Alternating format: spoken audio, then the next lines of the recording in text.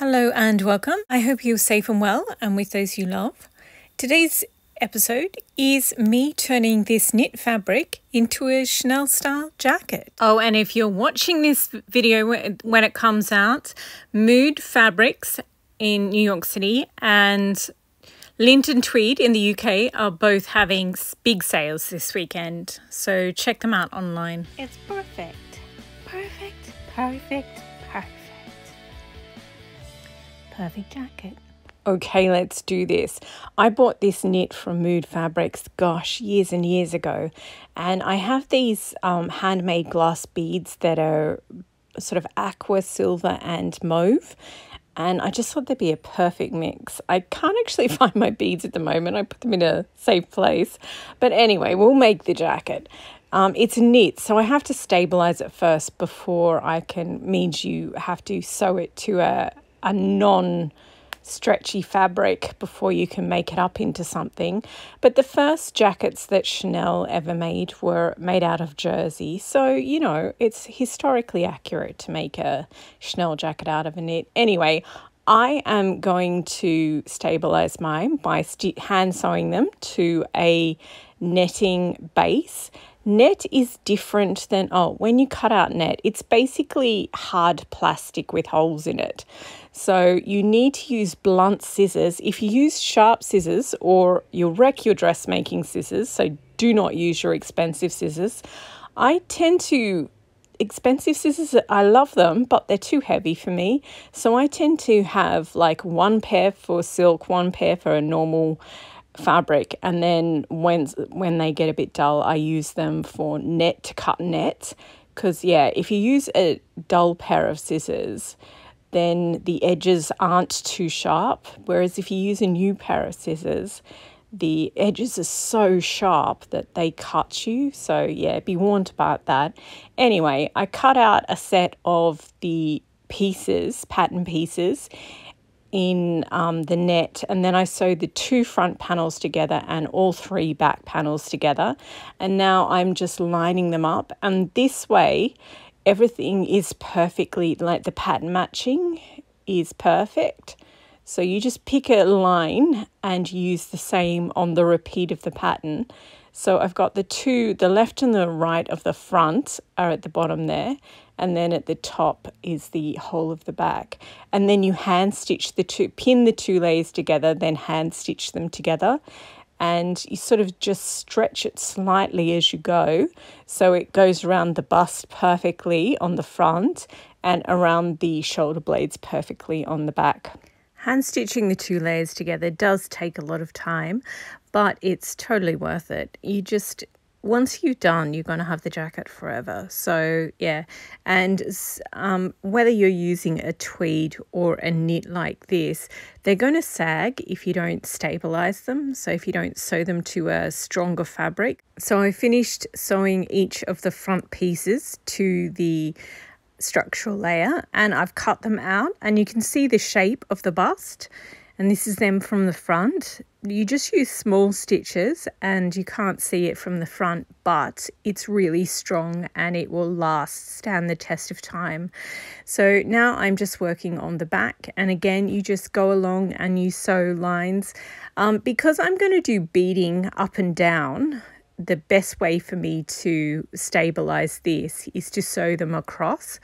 So now that I've done the torso, I'm just going to use the leftover fabric that I have to do the sleeves. I really had a small amount of fabric left, so I had to sort of get a bit creative and move them around until I had the perfect pieces. But basically you just pick a line. So there was this thin purple line in the repeat of the pattern. So I picked that thin purple line, and that was the bottom, the bottom of the sleeve on each one is a straight line. So I just used the same line in the repeat of the pattern to do each one. And I finally fit all 4 pieces. So I cut them out, and then I put a second layer of, like when I made the torso, that was 2 layers of structural layer of the structural fabric, the netting, And this is one layer of the black structural fabric and one layer of the fluoro. This fluoro one is slightly thinner, so it's just going to give me more movement in my arms. So that's why it looks completely different. But anyway, so now that I've cut them, then I had to stitch them together. And because you're doing less shaping in the arms, and I'm going to bead it anyway, I have less hand sewing to do. So once they were done, I pinned them together and it's time to machine sew them. Now I have to also pin the two fronts to the back of the torso of the jacket, and I'm just going to sew these together at the shoulder.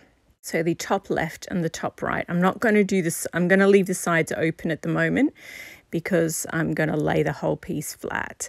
So just going to so I machine sewed the arms together and I machine sewed the shoulders of the torso of the jacket, or the bodice of the jacket. Once the machine sewing is done, just if you find there's too many layers and it's too bulky, just put your machine on half speed and it'll be fine. And then you splay open the seam and you pin them back and then hand stitch the seam allowance down on all the seams. Here we go. Magically did all that hand sewing off camera. So once you've done the sleeves, then you just turn them out the correct way. So there we go. The sleeves look absolutely adorable. And I'll put them to the side, and here's the torso of the jacket. So as you can see, I've hand stitched the seam allowance down on the shoulders and I've opened up the whole of the jacket, and I'm just going to put 2 layers of the netting. I'm using green so you can actually see what I'm doing. And this is just reinforcing the shoulders, but I'm doing it in a way that is really smooth. So if I just use a whole piece across the whole of both shoulders and the back and the front, it just makes it nice and flat. So I'm hand stitching that down at the front and at the back and around the shoulders.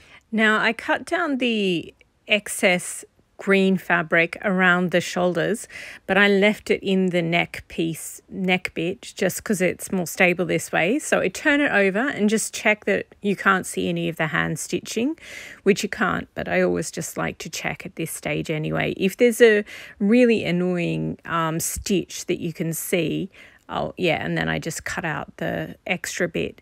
But if there's a really annoying stitch, all you do is just snip it on the back and then just tie knots on either side and do another stitch. But it's usually absolutely fine, but I like to check anyway. And now that that's done, I can finally stitch the sides of the torso together. So pin the left side front, left side back together, and the right side front and the right side back together. Then it's time to machine sew them. And then once that's done, again, you just splay open the seam allowance, pin it in place, hand stitch it. And once that's done, you have the torso of your jacket. Well, I didn't have enough fabric to cut out the 2 inside front lining panels, so I'm going to have to find another tweed that sort of matches this one, because the next step is the neckline. You can't do that until you have the 2 front panels of your lining in. So I'm going to go off, find 2 more bits of tweed, and then we'll be able to do the next section, which is adding the 2 front panels of the lining in, and then we're going to do the neckline. But it's looking pretty good. I love the pattern matching, and yeah, I've been able to turn a knit fabric into what is going to be a tweed style jacket. Very cool. So then I got distracted with some beading. Actually, I was stuck on conference calls all week, and beading is something I can do silently, whereas sewing, you tend to have to get up and there's lots of sounds and things. So anyway, long story short, did some beading. So this is me just doing sort of a sample section on the front and the front of the sleeve of the Gucci style tweed jacket that I made last week, I think. And yeah, I think I said at the time in that previous video that I was a little disappointed. Like, it does have the sort of tealy aqua ribbons right through the tweed. And it was quite prominent when I made the, when I just had the fabric. But when I made it up into a jacket, sometimes the tweed sort of changes its nature. And yeah, I was a little disappointed that you couldn't see the teal. So here we are. I've added lots of teal beads and red ones. And yeah, I love it. And obviously I couldn't film it because I was actually listening on the calls, but I was also beading at the same time. So I've just taken some at the end. And this is it from the side. And the pattern matching, I'm so proud of it. It's really good. Because I only buy 1 yard or 1 meter, depending what country I buy them from, of these fabrics, I bought them years ago. I sort of have limited options about how I can pattern match. So what I generally do is find a line that repeats in the pattern at the bottom, and with the hem and the cuffs, I line them up and just sort of hope for the best. So yeah, I still have to do up the hems and the cuffs of this one. And I had this whole big glass jar of beads, and this is all I've got left. So I'll use some of them on, once I've turned up the hem and the cuffs, there's usually just a couple. See that glass jar full of pins? That used to be full of beads, and I used all of them on this jacket. So I am very proud of that, because I have a very big bead collection, and I am just determined to use it up. So determined. Anyway, that one is done. I still have the dragonfly jacket, but I have to get this one finished. So I found the brown wool, and it kind of matches the tweed. So, and because on the inside bits, the front 2 sections of the lining, obviously I'm not going to do any beading on that. So I only need 1 piece of backing fabric, not the double layer that I need on the actual outer jacket to, you know, count the weight of the beads. So then I sewed the front sections of the lining in. And now I just have to hand stitch the seam allowance. I also machine sewed a line where I have to fold under the neck line. So first of all, I have to trim down the seam allowance there, and then I have to clip the curve. And so this is me hand stitching down the seam allowance on those front panels. And then I clipped the curve and pinned the neckline around, because I'm going to make the outer jacket. I'm going to bead the whole of the outer jacket. That's the bit I cut off. And then once the beading is done, I'm going to make the lining and hand stitch that in. So yeah, so the neckline is done, and it's so much easier to do that when the sleeves aren't on, because the whole jacket is just easier to work with as a bodice basically. So yeah, now that the whole of the torso of the jacket is finished, it is time to add the sleeves, set them. So basically you pin them in. I pin the top middle pin, and then I pin the underarm center pin, and then I pin the bottom third, then the bottom 2/3, and then the top third is really, really tricky to do. So yeah, if you have to go away, have a cup of coffee and come back when you're relaxed, do that. And then I machine sewed it. Because this knit is so bulky, I sewed it on half speed, but it's also might be much easier for you to do it depending on what sort of machine you have. If you don't have a really sturdy vintage one, it might just be easier to hand sew it. And here we go. As I said, I had limited options with my pattern matching, so I'm very, very happy that the pattern matching at the shoulders worked out. And what you do next is you trim down to half the seam allowance in the bottom third, so just on the underarm bit. I don't trim down the actual tweed or the knit. I just trim down the backing fabric, and only by half. You don't want to trim down so much that the sleeve falls off, which is apparently a common problem. And then you clip the curve, again, just that bottom third, and then you stitch the line at the seam allowance, remaining seam allowance, to the inside of the sleeve. This is a different jacket I made a long time ago, but I'll use this bit of footage because you can see through it. So you just hand stitch. See how you can see the seam allowance has been folded up into the shoulder there, into the sleeve. You just go around and hand stitch that all together, And I do it once from the outside, hand stitching, then I turn the thing inside and I do it again from the inside. And yeah, once that's done, your jacket is done and in my case, ready to bead, or in your case, ready to put the lining in.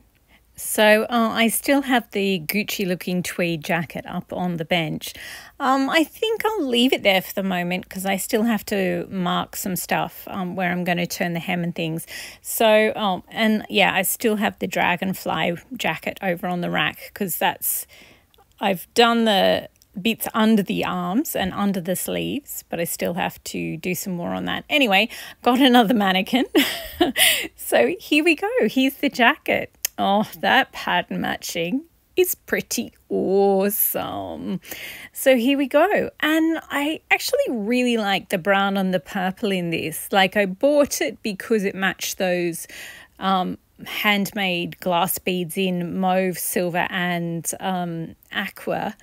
But yeah, that I can't find.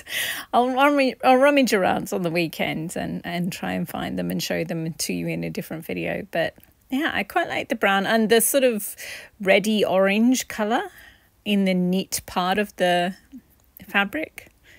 It's a weird combination, but I like it.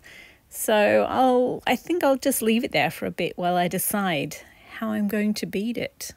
Because it turned out different than I expected. It really did.